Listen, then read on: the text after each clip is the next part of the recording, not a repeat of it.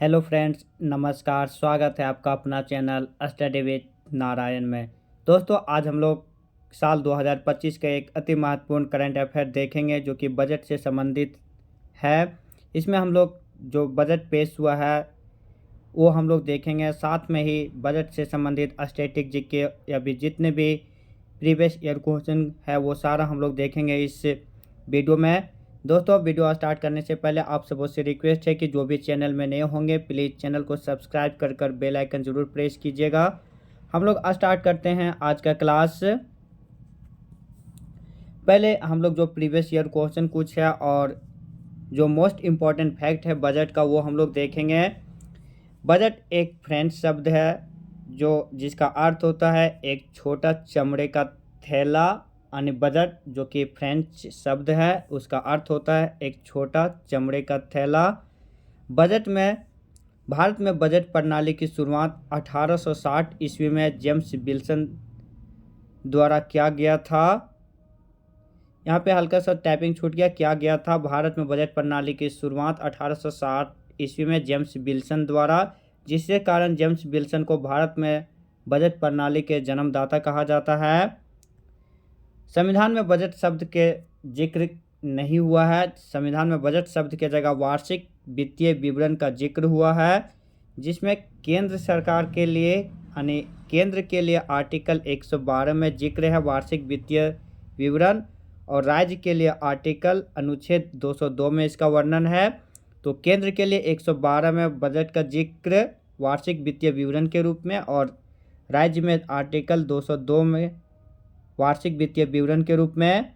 स्वतंत्र भारत में पहली बार बजट 26 नवंबर 1947 को पेश किया गया था, जो उस समय तत्कालीन वित्त मंत्री थे आर के शनमुखम सेठी के द्वारा। ये क्वेश्चन बहुत बार पूछा हुआ है। स्वतंत्र भारत का पहला बजट कब पेश किया गया था? तो 26 नवंबर 1947 को आर के शनमुखम सेठी के द्वारा। गणतंत्र भारत का पहला बजट 28 फरवरी 1950 को पेश किया गया था। उस समय जो वित्त मंत्री थे जॉन मथाई द्वारा। गणतंत्र भारत का पहला बजट 28 फरवरी 1950 और स्वतंत्र भारत का पहला बजट 26 नवंबर 1947। स्वतंत्र भारत का जो बजट पेश किए थे शनमुखम सेठी, और गणतंत्र भारत में जॉन मथाई। पहला पेपरलेस बजट कब पेश हुआ था? तो पहला पेपरलेस बजट 2021-22 बजट जो था उसमें पेश हुआ था, जो कि तत्कालीन वित्त मंत्री निर्मला सीतारमन और पूर्णकालिक वित्त मंत्री पहली महिला वित्त मंत्री यही थी निर्मला सीतारमन, जो कि पहला पेपरलेस बजट 2021-22 में पेश किया था। मिनी बजट का क्या अर्थ है? तो मिनी बजट का अर्थ है अंतरिम बजट। अंतरिम बजट को ही हम लोग मिनी बजट बोलते हैं। बजट सर्वाधिक बार किसने पेश किया? तो बजट सर्वाधिक बार मोरारजी देसाई ने पेश किया है 10 बार। इन्होंने अपने जन्मदिन पर भी 2 बार बजट पेश किया है। 29 फरवरी को इनका जन्मदिन होता है, जो कि 4 सालों में एक बार इनका जन्मदिन मनाया जाता है। मोरारजी देसाई पहले पीएम भी थे, जो कि पहले वित्त मंत्री के रूप में इन्होंने सर्वाधिक 10 बार बजट जो पेश किए हैं। ऐसे करने वाले पहले व्यक्ति थे जिन्होंने अपने जन्मदिन पर बजट पेश किया है 2 बार। बजट का सर्वाधिक लंबा भाषण किसने दिया था? तो बजट का सबसे लंबा भाषण निर्मला सीतारमन ने पेश किया था। अब अगला पॉइंट है 1924 में एक्वर्ट समिति के द्वारा रेल बजट को आम बजट से अलग किया गया था। एक क्वेश्चन बहुत बार पूछा गया है कि रेल बजट को आम बजट से कब अलग किया गया था? तो 1924 ईस्वी में। परंतु जो 1924 में जो अलग किया गया था किस समिति के सिफारिश पर? तो एक्वर्ट समिति के सिफारिश पर। परंतु 2017 में पुनः विवेक देवराय समिति के अनुशंसा पर रेल बजट को आम बजट में मिला दिया गया। संसद में पहली बार बजट पेश करने वाली महिला मंत्री जो कि प्रधानमंत्री रहते हुए बजट पेश की थे वह इंदिरा गांधी थे। पहली पूर्णकालिक महिला वित्त मंत्री जिसने संसद में बजट पेश किया तो निर्मला सीतारमन, जो कि 2019 में इन्होंने प्रथम बार बजट पेश किया था। अब तक कुल 8 बार बजट पेश कर चुकी है। प्रधानमंत्री रहते हुए बजट पेश करने वाले पहले पीएम पंडित जवाहरलाल नेहरू थे, जो कि 1958-59 में इन्होंने बजट पेश किया था प्रधानमंत्री रहते हुए। अब तक कुल 3 प्रधानमंत्री बजट पेश किए थे, जो कि वित्त मंत्री का प्रभार भी उन लोगों के पास था। तो वो 3 प्रधानमंत्री थे नेहरू परिवार से ही संबंधित थे, पंडित जवाहरलाल नेहरू, इंदिरा गांधी और राजीव गांधी। बजट पेश करने से पहले जो वित्त वर्ष की शुरुआत थी वह कब था? तो भारत का जो वित्त वर्ष है 1 अप्रैल से 31 मार्च, उसकी शुरुआत 1867 में हुआ था। अंग्रेजी परंपरा के अनुसार बजट 2000 ईस्वी तक शाम 5 बजे पेश होता था, लेकिन 2001 से बजट सुबह 11 बजे पेश होने की शुरुआत हुई। और वह शुरुआत के थे उस समय के जो वित्त मंत्री थे यशवंत सिन्हा, और उस समय के वित्त मंत्री यशवंत सिन्हा के द्वारा किया गया था। उस समय पीएम अटल बिहारी वाजपेयी थे। केंद्र में बजट प्रस्तुत करने के लिए जो जिम्मेदार होते हैं वह राष्ट्रपति, और राज्यों में राज्यपाल बजट पेश करने के लिए जिम्मेवार होते हैं। ये हम लोग अभी हिस्ट्री बेसिस पे जितने भी थे वो हम लोग देख चुके हैं। अब हम लोग एक बहुत ही इम्पोर्टेंट हैंड रिटन नोट्स देखेंगे।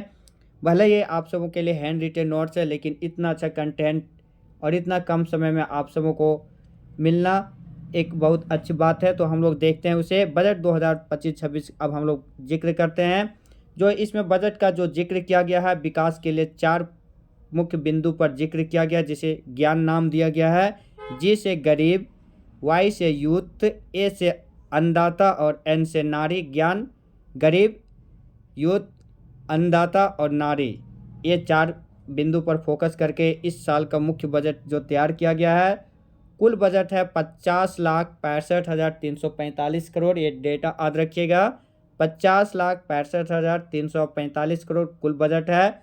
और जो इसमें आय है और व्यय कैसे होगा, इनकम कहाँ से आता है, व्यय कहाँ से खर्च होता है, वो ब्यौरा हम लोग देखेंगे। तो इनकम जो सबसे ज़्यादा आता है वह उधार और अन्य देयताएं से, जो कुल एक अगर 100 पैसा ले, 1 रुपये में 100 पैसा, तो वहाँ से 100% को अगर कन्वर्ट करें तो सबसे ज़्यादा जो इनकम होता है वह उधार और अन्य देयताएं से 24%। दूसरा इनकम टैक्स आयकर से। तीसरा जीएसटी से। ये सब याद रखिएगा, कभी सीक्वेंस भी पूछ देता है सिविल एग्जाम में, ये सब तो बहुत बार भी पूछा गया है। सबसे पहले सबसे ज़्यादा जो आय प्राप्त होता है उधार और अन्य देयताएं से 24%, आयकर इनकम टैक्स से 22%, जीएसटी से 18%, उसके बाद निगम कर से 17%, सीमा शुल्क से 4% और केंद्रीय उत्पाद शुल्क से 5%। और जो सबसे ज़्यादा व्यय होता है वह करों एवं शुल्कों में राज्यों का हिस्सा, यानी जो सरकार केंद्र सरकार निर्धारित करती है कि कौन सा राज्य को कितना देना है, तो उसमें सबसे ज़्यादा खर्च होता है। पहले ब्याज अदायगी में खर्च होता था, लेकिन इस बार चेंज किया गया है। तो करों और शुल्कों में राज्यों का हिस्सा में सबसे ज़्यादा खर्च 22%, उसके बाद ब्याज अदायगी में 20%, फिर केंद्रीय योजनाएं में 16%, रक्षा में 8%, आर्थिक सहायता में 6% और पेंशन मद में 4% खर्च होता है। अब जो कुल बजट है उसमें कौन सा मंत्रालय ज़्यादा बजट दिया गया है, किस मंत्रालय को, वो हम लोग देखेंगे। तो सबसे ज़्यादा रक्षा मंत्रालय का दिया गया है 4,91,732 करोड़, और 1,92,000 इन कुछ और भी दिया गया। तो कुल रक्षा मंत्रालय को जो दिया गया है 6.92 लाख करोड़ रुपये रक्षा मंत्रालय को दिया गया है। सबसे ज़्यादा व्यय रक्षा के क्षेत्र में किया गया है। उसके बाद ग्रामीण विकास 2,66,817, फिर गृह मंत्रालय को 2,33,211 करोड़, कृषि मंत्रालय को 1,71,437 करोड़। वो सब आप याद रखिएगा। पहला रक्षा मंत्रालय में सबसे ज़्यादा, फिर ग्रामीण विकास, गृह मंत्रालय, कृषि मंत्रालय, फिर शिक्षा, फिर स्वास्थ्य। कभी कभी ये डेटा पूछ देता है कि बजट 2025-26 में स्वास्थ्य में कितना बजट पेश किया गया है स्वास्थ्य के लिए, तो 98,311 करोड़। शिक्षा के लिए 1,28,650 करोड़। सबसे ज़्यादा रक्षा, फिर ग्रामीण विकास, उसके बाद भारतीय रेलवे को दिया गया है। प्रधानमंत्री गरीब कल्याण योजना, जो अन्य योजना है PMGAY, प्रधानमंत्री गरीब कल्याण अन्य योजना, उसमें सबसे ज़्यादा पैसा खर्च किया जाएगा। कोई भी योजना मद में सबसे ज़्यादा खर्च होने वाला राशि 2,03,000 करोड़ रुपये। किसी एक योजना में सबसे ज़्यादा खर्च होने वाली राशि प्रधानमंत्री गरीब कल्याण योजना अन्य योजना में भारतीय रेलवे को 2025-26 में 2,65,200 करोड़ रुपया दिया गया है, जिसमें कि विशेष ध्यान दिया गया है कवच, जो कि सुरक्षा टेक्निक है, एक ऑटोमेटिक ट्रेन प्रोटेक्टिंग सिस्टम है, एटीपी पर आधारित है कवच, उस पर सबसे ज़्यादा ध्यान दिया जाएगा। अब विकसित भारत से संबंधित जो 6 बिंदु है बजट का वो हम लोग देखेंगे। विकसित भारत के लिए जो शामिल 6 बिंदु है वह है गरीबी से मुक्ति, 100% अच्छे स्तर की स्कूली शिक्षा। पहले बार जब 2024-25 में बजट पेश हुआ था उसमें एक बार बीपीएससी में डायरेक्ट क्वेश्चन पूछ गया था कि 9 पहलू कौन है, उसमें से क्या शामिल नहीं है। उसी तरह से यहाँ विकसित भारत में जो शामिल 6 बिंदु है वो हम लोग देख लेंगे। सिविल में ये सब जनरली पूछने का बहुत ज़्यादा चांस बनता है। गरीबी से मुक्ति पहला, दूसरा 100% अच्छे स्तर की स्कूली शिक्षा के लिए, तीसरा बेहतरीन सस्ती और सर्वसुलभ स्वास्थ्य सेवाओं तक पहुंच के लिए प्रयास किया जाएगा, 100% कुशल कामगार के साथ सार्थक रोजगार की दिशा में। फिर आर्थिक गतिविधियों में 70% महिलाओं का योगदान होगा, ये बोला गया है विकसित भारत के आयाम जो मुख्य 6 बिंदु है उसमें। अगला जो 6ठा बिंदु है वह है हमारे देश को food basket of the world बनाने के वाले किसानों पर ध्यान दिया जाएगा। Food basket of the world बनाने के लिए किसानों पर विशेष ध्यान। अब जो बजट 2025-26 का उसका जो 6 उद्देश्य है, किन क्षेत्रों में परिवर्तनकारी सुधार किया जाएगा, वह क्षेत्र है कराधान यानी टैक्सेशन में, विद्युत क्षेत्र इलेक्ट्रिसिटी में, खनन माइनिंग, शहरी विकास अर्बन डेवलपमेंट में, वित्तीय क्षेत्र फिनेंशियल फेल विनियामक सुधार। इन सबों में जो 6 क्षेत्र है परिवर्तनकारी सुधार, वह ऑप्शन दे देगा कभी कि बजट 2025-26 में जो उद्देश्य 6 क्षेत्रों में दिया गया जिसमें परिवर्तनकारी सुधार होगा वह इनमें से कौन क्षेत्र शामिल नहीं है।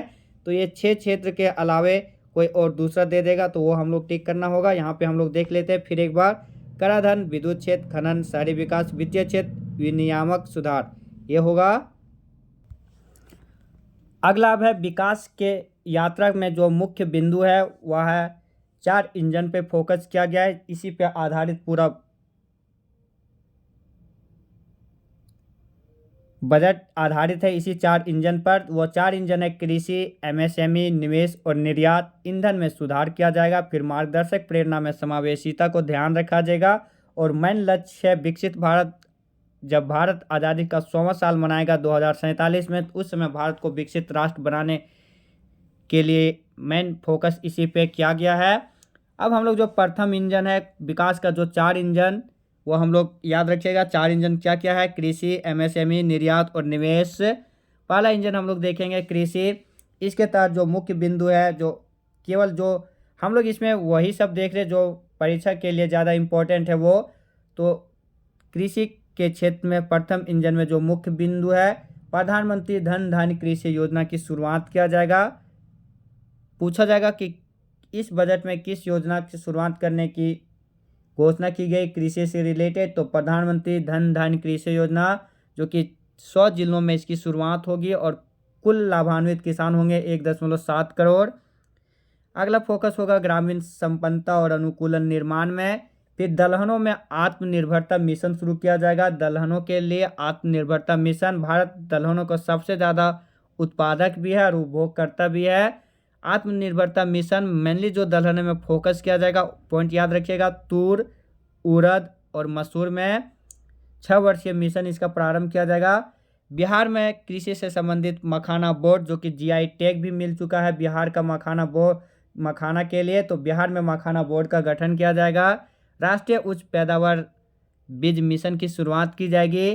कपास उत्पादकता मिशन शुरुआत किया जाएगा। कपास के लिए 5 वर्षीय यह मिशन होगा। किसान क्रेडिट कार्ड के तहत जो ऋण सीमा 3 लाख तक दिया जाता था उसे बढ़ाकर 5 लाख किया गया है। अगला यूरिया प्लांट का स्थापना किया जाएगा नॉर्थ ईस्ट में डेवलपमेंट के लिए, नाम रूप असम में। क्वेश्चन अगर याद आएगा कि यूरिया प्लांट का स्थापना कहाँ करने की घोषणा किया गया, तो नाम रूप असम में। फिर ग्रामीण अर्थव्यवस्था के लिए उत्प्रेरक के रूप में 1.5 लाख ग्रामीण भारतीय डाक का इस्तेमाल किया जाएगा। तो ग्रामीण अर्थव्यवस्था के लिए प्रोत्साहन के लिए किसका उपयोग किया जाएगा, तो 1.5 लाख ग्रामीण भारतीय डाक का। दूसरा इंजन जो है एमएसएमई, जिसका फुल फॉर्म होता है माइक्रो स्मॉल मीडियम इंटरप्राइजेज। ये जो न्यू डेफिनेशन है एमएसएमई का, ये सब आप सब बहुत इम्पोर्टेंट है। ये इकोनॉमिक्स में जो कभी अब लोग बोलते हैं कि इकोनॉमिक्स का मेनली क्वेश्चन नहीं आता है, तो इकोनॉमिक का जो आर्थिक सर्वेक्षण और बजट का है डेटा है वो अधिकतर पूछा जाता है। पिछला साल एसएससी और विभिन्न रेलवे एग्जाम्स में और कोई भी स्टेट का सिविल एग्जाम में एक बार 2-3 बार ये क्वेश्चन पूछा गया था कि सूक्ष्म उद्योग के लिए डिफिनेशन में क्या है, उसका निवेश का राशि क्या क्या रहता है, लघु के लिए क्या, फिर मध्यम के लिए क्या। तो इसका जो मापदंड परिवर्तन किया गया है वो हम लोग देखेंगे। यहाँ जो डेटा है सब करोड़ में है। सूक्ष्म उद्योग का वर्तमान डाटा 1 करोड़ के लिए था, जिसे हम लोग सूक्ष्म उद्योग बोलते हैं, जिसमें निवेश 1 करोड़ होगा वो, लेकिन अब उसे बढ़ाकर 2.5 करोड़ किया गया है। लघु के लिए जो 10 करोड़ था उसका 25 करोड़ किया गया। मध्यम के लिए जो 50 करोड़ था उसे संशोधित करके 125 करोड़ किया गया। इतना निवेश होगा तब वह मध्यम उद्योग, लघु उद्योग और सूक्ष्म उद्योग कहलाएगा। यानी जो डेटा था उससे 2.5 मल्टीप्लाई कर दिया गया है, उतना दिया गया है निवेश में। तो सूक्ष्म उद्योग के लिए नई परिभाषा के तहत जिसका निवेश जिस उद्योग का 2.5 करोड़ होगा उसे हम लोग सूक्ष्म उद्योग करेंगे। जिसका 25 करोड़ निवेश होगा उसका लघु उद्योग बोलेंगे, और जिसका 125 करोड़ निवेश होगा उसे मध्यम उद्योग। टर्नओवर का भी जो परिभाषा था वो भी बदल गया है। वर्तमान में टर्नओवर सूक्ष्म उद्योग का था 5 करोड़, लघु उद्योग के लिए 50 करोड़ और मध्यम उद्योग के लिए 250 करोड़, उसे बदलकर सूक्ष्म उद्योग के लिए 10 करोड़ किया गया। इसमें 2 गुना किया गया है टर्नओवर में, और निवेश में 2.5 किया गया। लघु उद्योग के लिए टर्नओवर 50 करोड़ से बढ़ाकर 100 करोड़ रहेगा, तब हम लोग लघु उद्योग बोलेंगे। मध्यम उद्योग उसे बोलेंगे जब उसका टर्नओवर 500 करोड़ तक रहेगा।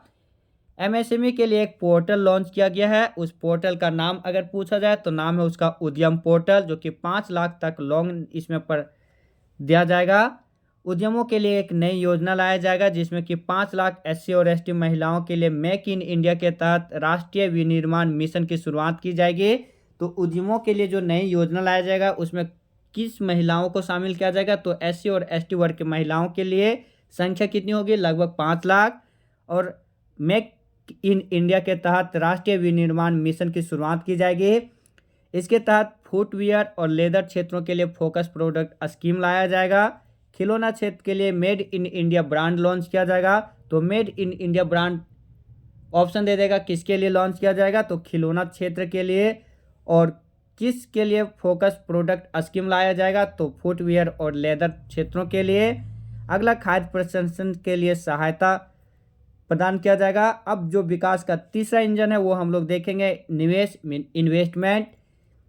तो इन्वेस्टमेंट में जोर देने के लिए एक एटीएल अटल टिंकरिंग लैब की शुरुआत की जाएगी, जिसमें देश के बच्चों में जिज्ञासा और नवाचार की भावना उत्पन्न करने के लिए वैज्ञानिक कॉन्फिडेंस, वैज्ञानिक बातें, वैज्ञानिक सोच डेवलप करने के लिए 5 वर्षों में 50,000 एटीएल अटल टिंकरिंग लैब की शुरुआत सरकारी स्कूलों में स्थापित किया जाएगा।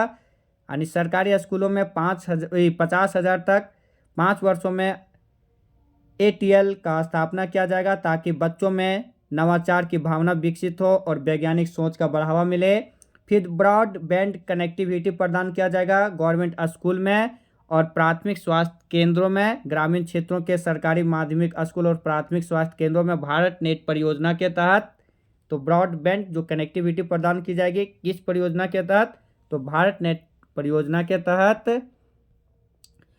अगला कदम जो कि एक बहुत सराहनीय कदम इसे कहा जा सकता है, भारतीय भाषा पुस्तक स्कीम, जो कि भारतीय संविधान में कुल 22 मौलिक भाषाओं को जिक्र किया गया। उन सभी भाषाओं में अपनी भाषा को पकड़ और मजबूती के लिए भारतीय भाषा पुस्तक स्कीम लॉन्च की जाएगी, जिसमें स्कूली और उच्च स्तर शिक्षा के लिए भारतीय भाषाओं में डिजिटल पुस्तकें प्रदान किया जाएगा। इससे क्या, जैसे कोई भी मदर टंग जो रहता है उससे कुछ भी सीखता है तो ज़्यादा जल्दी सीख भी सकता है, ज्ञान अर्जित कर सकता है। इसीलिए ये स्कीम लाया गया है, भारतीय भाषा पुस्तक स्कीम। अगला है राष्ट्रीय कौशल उत्कृष्टता केंद्र खोला जाएगा, जिसमें जो मुख्य उद्देश्य रहेगा make for India make for world, means राष्ट्रीय कौशल उत्कृष्टता केंद्र का गठन किया जाएगा, जो कि कुल 5 खोला जाएगा। उसका प्रमुख उद्देश्य रहेगा मेक फॉर इंडिया, भारत के लिए बनाना और वर्ल्ड के लिए बनाना। अब इसमें जो निवेश में और जो फोकस किया गया है वह शिक्षा हेतु AI उत्कृष्टता केंद्र लगाया जाएगा, जिसका लागत होगा 500 करोड़। फिर चिकित्सा शिक्षा का विस्तार, 5 वर्षों में 7500 सीटें जोड़ने का लक्ष्य रखा गया है चिकित्सा क्षेत्र के लिए। डे केयर कैंसर केंद्र के लिए स्थापित किया जाएगा डे केयर कैंसर केंद्र सभी जिला अस्पतालों में। डे केयर कैंसर केंद्र अलग से स्थापित किया जाएगा सभी जिला अस्पतालों में। PM स्वनिधि योजना लॉन्च की जाएगी। अगला जो मुख्य स्टेप है वह है अवसंरचना के लिए राज्यों को 50 वर्षों तक बिना ब्याज ऋण उपलब्ध कराया जाएगा। कुल 1.5 लाख करोड़ राशि, जो कि वो राशि को वह पूंजीगत व्यय के लिए उपयोग कर सकता है। ये भी क्वेश्चन पिछला बार आया हुआ था एक बार। इसको तो कितने वर्षों के लिए राज्यों को बिना ब्याज सहित ऋण प्रदान किया जाएगा, तो 50 वर्षों तक। कुल राशि होगा 1.5 लाख करोड़। जल जीवन जो मिशन है, जिसका कि टारगेट था 2024-25, लेकिन वो अब बढ़ाकर 2028 तक 100% जल हर घर नल जल पहुंचाया जाएगा जल जीवन मिशन के तहत। लक्ष्य कब हो गया? 2028 तक। परिसंपत्ति मौद्रीकरण योजना लाया गया है 2025 से 30 के बीच। शहरी चुनौती स्कीम अर्बन चैलेंज फंड के लिए 1 लाख करोड़ रुपए का फंड तैयार किया जाएगा। अगला जो कदम है वह है सामुद्रिक विकास निधि के तहत 49% तक योगदान केंद्र सरकार देगा। विकसित भारत के लिए परमाणु ऊर्जा मिशन का स्थापना किया जाएगा। बिहार के मिथिलांचल में पश्चिमी कोसी नहर परियोजना की शुरुआत की जाएगी। तो क्वेश्चन पूछ देगा, अगर पश्चिमी कोसी नहर परियोजना कहाँ शुरुआत किया जाएगा, तो बिहार के मिथिलांचल में। रोजगार के लिए विकास पर्यटन को बढ़ावा देने के लिए 50 पर्यटक गंतव्य स्थलों का विकास किया जाएगा। कितने, अगर क्वेश्चन पूछ दिया जाएगा कि रोजगार के क्षेत्र में विकास पर्यटन के तहत कितने पर्यटक स्थलों का विकास किया जाएगा, तो 50। ज्ञान भारतम मिशन की शुरुआत किया जाएगा, जो कि बहुत ही एक अच्छा कदम इसे कहा जा सकता है। मैन्युस्क्रिप्ट मीन्स पांडुलिपि के संरक्षण के लिए ज्ञान भारतम मिशन की शुरुआत किया जाएगा। पांडुलिपि के संरक्षण मैन्युस्क्रिप्ट के संरक्षण के लिए किस मिशन की शुरुआत किया जाएगा, तो ज्ञान भारतम मिशन। राष्ट्रीय भूस्थानिक मिशन की शुरुआत किया जाएगा भूमि से संबंधित कुछ भी जानकारी के लिए। अब जो चौथा इंजन है वो हम लोग देखेंगे, जो कि चौथा इंजन है निर्यात मीन्स एक्सपोर्ट। भारत कुछ भी उत्पादन करता है तो उसे एक्सपोर्ट करेगा, तो उसका क्या क्या मुख्य बिंदु है, क्या क्या वैसा पहलू जोड़ा जाए, एक ख्याल रखा गया इस बजट में, ताकि भारत का एक्सपोर्ट बढ़े और भारत का जो व्यापार घाटा है वह कम हो और पॉजिटिव में धीरे धीरे बढ़े, उसके तहत यह ध्यान रखा गया है। तो उसमें निर्यात संवर्धन मिशन की शुरुआत की जाएगी, जिसका क्रियान्वयन 3 मंत्रालय के द्वारा किया जाएगा, वाणिज्य मंत्रालय, MSME मंत्रालय और वित्त मंत्रालय। क्वेश्चन आ जाएगा कि चौथा इंजन के तहत निर्यात में जो निर्यात संवर्धन मिशन की शुरुआत किया जाएगा वह किस मंत्रालय के द्वारा किया जाएगा, तो 3 मंत्रालय, वाणिज्य मंत्रालय, MSME मंत्रालय और वित्त मंत्रालय के तहत। और जो निर्यात के लिए जो एक पोर्टल लॉन्च किया जाएगा वह पोर्टल है भारत ट्रेड नेट, जिससे कि लोग अपने इस पोर्टल के द्वारा अपना वस्तुएं को निर्यात के लिए संबंधित जानकारी प्राप्त कर सकते हैं, भेज सकते हैं, और लाल फीताशाही जो होता है फाइलों का ट्रांसफ़र इधर से उधर वो बचा जा सकता है इससे। ये था बजट का जो मुख्य सारांश जितना था वो हम लोग सब डिस्कस किए, जो कि कोई भी एग्ज़ाम चाहे वो SSC हो, रेलवे हो, बैंकिंग हो या वनडे एग्ज़ाम या JPS कोई भी सिविल या प्रीलिम्स से PCS का प्रीलिम्स PCS का मेंस तक के लिए एक बहुत ही इम्पोर्टेंट कंटेंट था। भले यह हैंड रिटन नोट था, लेकिन इतना अच्छा कंटेंट कम समय के लिए बहुत आप सबों के लिए लाभदायक होगा। अब जो कुछ अन्य बिंदु बच गया वो हम लोग जिक्र करते हैं। बीमा क्षेत्र के लिए FDI जो 74% था उसे बढ़ाकर 100% किया गया। ये पूछा जाएगा अगर कि 2025-26 में किस क्षेत्र का FDI 74% से बढ़ाकर 100% किया गया, तो बीमा क्षेत्र। राजकोषीय घाटा 2024-25 में जो रहा 4.8%, लेकिन वही 2025-26 में कितना प्रतिशत रहने का लक्ष्य रखा गया है, तो 4.4%। और जो टैक्स स्लैब है जो बहुत ज़्यादा इंपॉर्टेंट है, लोगों की खुशी इसी से बढ़ती है अधिकतर कि कितना में हमें टैक्स नहीं देना पड़े, तो 12 लाख तक टैक्स फ्री किया गया है। लेकिन जैसे जैसे 12 लाख से अधिक होगा तो उस अनुसार से टैक्स लगेगा, लेकिन 12 लाख तक टैक्स फ्री है। वेतन भोगियों के लिए जो यानी जो गवर्नमेंट और एम्प्लॉय है उसके लिए 12 लाख के जगह 75% का और डिडक्शन दिया गया है, उसे 12,75,000 तक टैक्स नहीं लगेगा। सीनियर सिटीजन के लिए जो कर कटौती था उसे 50,000 से बढ़ाकर 2 गुना कर दिया गया 1 लाख तक। तो फ्रेंड ये था यूनियन बजट 2025-26 का पूरा हम लोग निचोड़ देखे आज। आप सब कमेंट में ज़रूर अपना मैसेज कीजिएगा कि यह वीडियो कैसा लगा। साथ में ही वीडियो को लाइक और शेयर ज़रूर कीजिएगा दोस्तों के साथ, कोई भी स्टडी सर्कल के साथ। और पीडीएफ के लिए Telegram channel, WhatsApp channel, Telegram group का लिंक दिया हुआ है, आप सब जुड़ करके बहुत सारा इन्फॉर्मेशन, नोट्स, मटेरियल, पीडीएफ सब प्राप्त कर सकते हैं। जो चैनल में नए होंगे प्लीज़ चैनल को सब्सक्राइब करके ज़रूर जाइएगा। लास्ट तक क्लास देखने के लिए धन्यवाद। मिलते हैं नए वीडियो में, तब तक आप सब अपना ध्यान रखिएगा। धन्यवाद। जय हिंद।